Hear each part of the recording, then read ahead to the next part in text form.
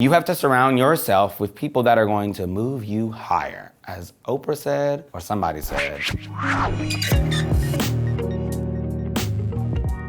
was like 10, I was with my dad at his office. I was like on one of the intern's computers or something. And I'm thinking to my 10-year-old self, hey, I'm gonna look up boys.com. I'm sure it's gonna be full of fire trucks. It wasn't. That's when I first started feeling this attraction to it. My mom caught me a year or two after that, and she flipped out. I kind of saw how my mom reacted to how like other black people would react, especially how I thought my dad would react. I thought I had my shit all hidden, folder after folder after folder, and my brother happened to find some clips, and then he called it out in front of my mom, and I was mortified. And I mean, I guess the writing is on the damn wall at that point. I was just like, well, like, here I am, I'm gay.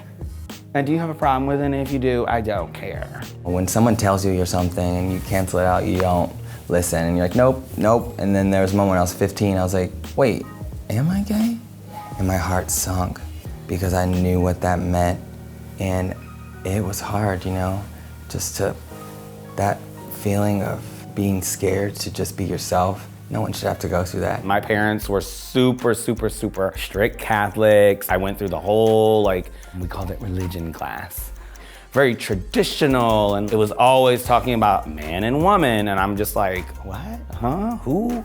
I was also a minority in terms of my religion that I grew up in. We were the only black family in the church, you know, but the Mormon religion is so misunderstood because I can tell you without a shadow of a doubt that I've never once felt bullied or like I wasn't seen. The church that I grew up in was totally apolitical. I didn't really feel that kind of homophobia that does happen in the black church until my family switched churches while I was away. I'm there in the service and they're like, we're gonna sign this petition after service and let them know that we don't accept this gay marriage, whatever. And I'm like, okay, no, stop. And my dad's like, Warren, why are you so upset? And I'm like, because I think I'm gay, Dad. And he just looks at me and he's like, well, I mean, you didn't have a girlfriend all of high school. I'm not stupid. Masculinity in my home was expressed through sports. And I started flipping off shit and I ended up getting into gymnastics because I wanted to be like Dominique Dawes, and my parents, you know, supported it. They still support my crazy dreams. I was a damn good athlete. People think because I'm feminine that I can't beat you in a track race, but I grew up very lucky to have a family that focused on my talents and my skills and not what they didn't understand. So far as like black gay characters or black female characters, like I didn't really see much of myself, especially like back then, like they were always so stereotypical.